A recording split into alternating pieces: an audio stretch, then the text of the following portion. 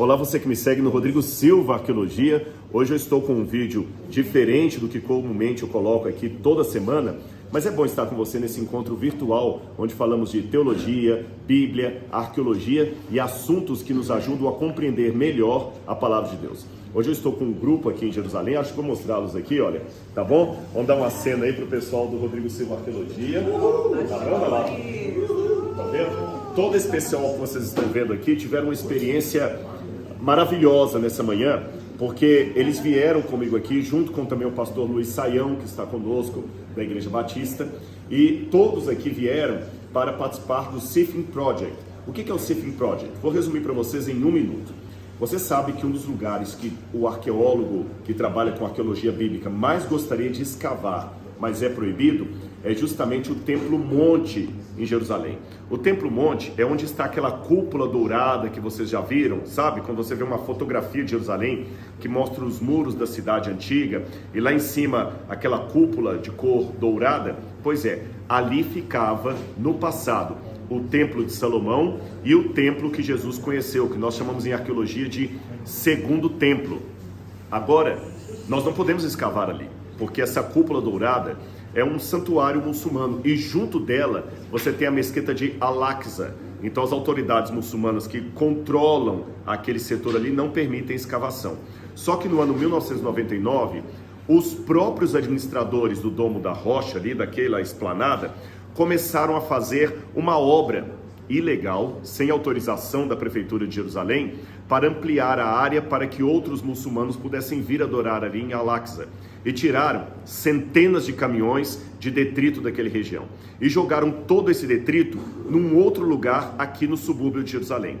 Até que um aluno do professor Gabriel Barkay, que é professor de arqueologia na Universidade Hebraica de Montes Copos, falou: professor, eles estão tirando terra do Templo Monte e jogando ali.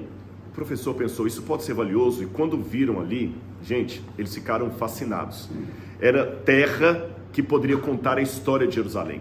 Mas como é que a gente pode trabalhar, escavar aquilo ali? Bagunçaram todos os artefatos arqueológicos, todos os extratos de escavação. Eu já expliquei em outras oportunidades que a arqueologia é como se fosse um bolo de aniversário.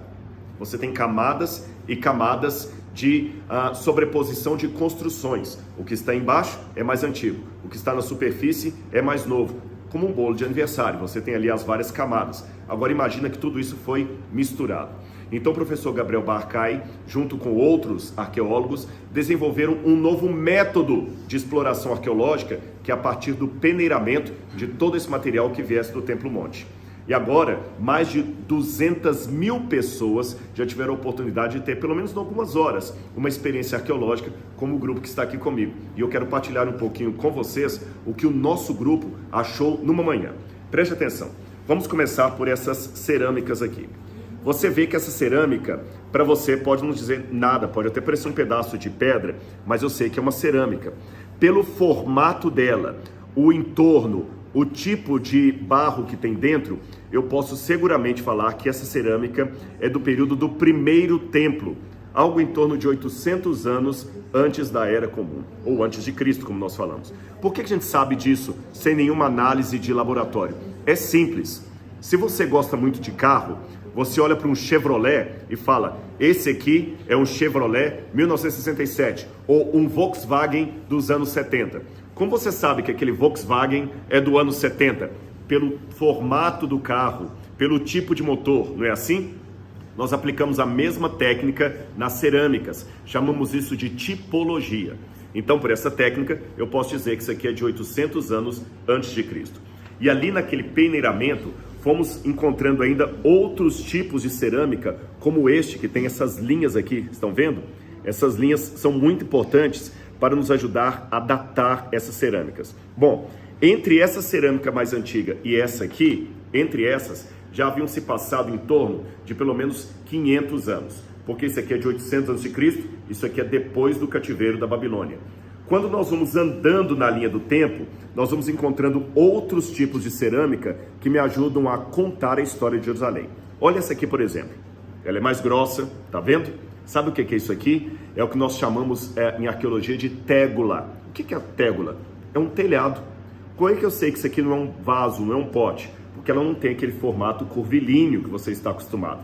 Quando os romanos, sob a guia de Vespasiano, vieram destruir Jerusalém, eles cercaram a cidade. Só que no ano 68 depois de Cristo, Nero morreu e Vespasiano voltou para Roma para assumir como imperador do Império Romano, ou seja, o imperador que controlaria todo o império. E ele deixou em seu lugar o seu filho Tito, que destruiu a cidade de Jerusalém e destruiu o templo de Jerusalém. E os romanos, ao destruírem o templo, ficaram ocupando a cidade para que os judeus não voltassem a habitar nela. Então fizeram casas, e nessas casas eles colocaram telhas romanas. Então esse aqui é do período da destruição de Jerusalém. Quando nós vamos andando, vem o período que chamamos de bizantino, que é quando Constantino assume o poder. Esse tipo de cerâmica, que tem outro tipo de contorno, aqui vocês estão vendo, ela já é mais ondulada. Isso aqui é do 4º século depois de Cristo em diante. É o período que chamamos bizantino. Só que esse Império Bizantino foi atacado pelos persas. Os persas vieram, dominaram o Império Bizantino, inclusive a cidade de Jerusalém, e produziram esse tipo de cerâmica aqui, olha, tá bem? Isso aqui já é de cerca de 690 depois de Cristo. Aí começa a era muçulmana, vem os islâmicos. O período muçulmano, eles já fazem toda uma cerâmica em forma de louça detalhada, vocês estão vendo aqui, olha, mais desenhada, essa coloração mais verde. Isso aqui é o período da dominação islâmica sobre Jerusalém. Finalmente vem o período mameluco. O período mameluco foi o último período de dominação de Jerusalém antes da chegada do império que ficou mais tempo aqui, os otomanos. Os otomanos vieram da atual Turquia e eles produziram esta cerâmica mais escura que vocês estão vendo aqui. Os otomanos chegaram em Jerusalém em 1517 da nossa era, um pouco depois do descobrimento do Brasil. E aí nós temos desde o período otomano até o período moderno, da ocupação dos britânicos aqui sobre Jerusalém. Olha bem, desde aqui até aqui eu tenho cerca de 3.000 anos de história contados apenas nesses fragmentos de cerâmica. Você está percebendo que a arqueologia trabalha com fragmentos de história que nos ajudam a contar um passado maior? Agora, não apenas na cronologia, também no dia a dia. Olha esse pedaço aqui de mármore. Aliás, um segredinho. Tem 2 peças aqui que fui eu que encontrei, tá bom? Vou contar, né? Dá o crédito. Esse pedaço de mármore que você está vendo aqui, ele fazia parte do piso do templo de Jerusalém. Então, vários peregrinos que vieram de várias partes adorar em Jerusalém, nos tempos de Jesus, pisaram exatamente nesse mármore aqui. Esse mármore era importado, sobretudo, da região da Grécia e também da atual Turquia. E além desse mármore aqui, nós temos um outro pedaço também escuro, aqui que você pode ver. Esse tipo de pedra mais escuro aqui, na verdade, é um betume, um asfalto, que Herodes trazia. Tem alguém com uma tosse bem forte aí, tá bom? Mas vai servir como se diz assim, música clássica para nós. Vamos aproveitar aqui também, tá bom? Bom, esse pedaço de betume ou de asfalto, Herodes trazia da região do Mar Morto. Então ele pegava esse asfalto, ou betume, fazia uma composição com o mármore, e eles eram os azulejos que faziam parte do chão. Esses 2 cavaleiros juntos aqui foram um piso onde pessoas da época de Jesus andavam enquanto o templo ainda estava funcionando. Agora, se de imaginar se trata, por que eu não posso pensar na possibilidade que o próprio Jesus e seus apóstolos pisaram nesse mármore aqui que compunha o chão do templo de Jerusalém? Nós temos descrições arquitetônicas de como seria o templo dadas por Flávio Joséfo, que viveu no 1º século e acompanhou pessoalmente a destruição do templo. E os achados arqueológicos nos ajudam a confirmar parte daquilo que ele descreveu. Mais alguma curiosidade para vocês. Estão vendo esse pedacinho aqui, olha?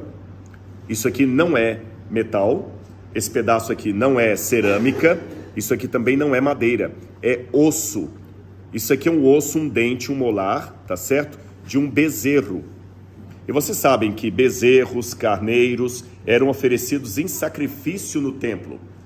E muitos pedaços de ossos que nós encontramos aqui eram desses animais que faziam parte do ritual do santuário. E o que me chama mais atenção, que além de ossos como estes que nós encontramos, dentes, pedaços de costela, Alguns outros tipos de ossos estão com essa cor mais escura, olha aqui, porque foram queimados. Então, certamente, esse osso queimado aqui foi de algum animal que foi sacrificado no templo de Jerusalém. E esses sacrifícios lembravam justamente o sacrifício de Jesus. E você sabe que durante algumas festas religiosas sagradas, como a Pêssar, a Páscoa, as famílias também participavam comendo do cordeiro pascal que era sacrificado. O animal, o dono desse osso aqui, o animal foi sacrificado no templo de Jerusalém. E finalmente, uma outra peça que eu também encontrei, um prego romano, que nós sabemos que é um prego romano, porque a parte, o corpo dele aqui, ela é mais quadrada e a cabeça é mais arredondada. Normalmente os pregos de crucifixão também tinham esse formato, tá bem? Esse formato, um prego romano. Então são fragmentos de artefatos que nos ajudam a contar a história da Bíblia Sagrada. Então, você gostou dessa experiência? Gostou de saber um pouco mais sobre isso? Então agradeço a todos que estão aqui comigo, que esperaram pacientemente eu gravar esse vídeo para vocês. Agradeço ao pastor Luiz Saião e toda a equipe também que me permitiu passar esses dias com eles. Agradeço ao Sifim Project e a gente se vê no próximo vídeo aqui no Rodrigo Silva Arqueologia. Se você gostou desse vídeo, deixa o seu like, deixa o seu comentário, se inscreva no canal. E não esqueça de ativar o sininho de notificações, tá bem? Um grande abraço e até o nosso próximo vídeo. Tchau, tchau.